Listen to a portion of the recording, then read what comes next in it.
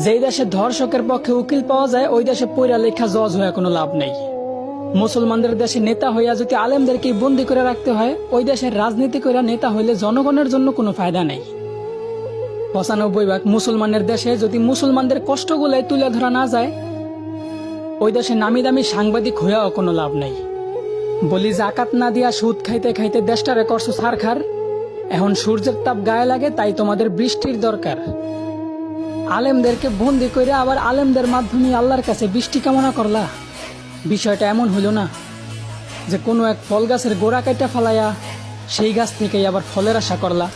যে সময় ৩ থেকে ৭ বছরের শিশু মেয়েরাও ধর্ষণ থেকে নিরাপদ না, সেই সময় দ্বারা আমরা নিজেদেরকে শ্রেষ্ঠ জাতি হিসাবে দাবি করি।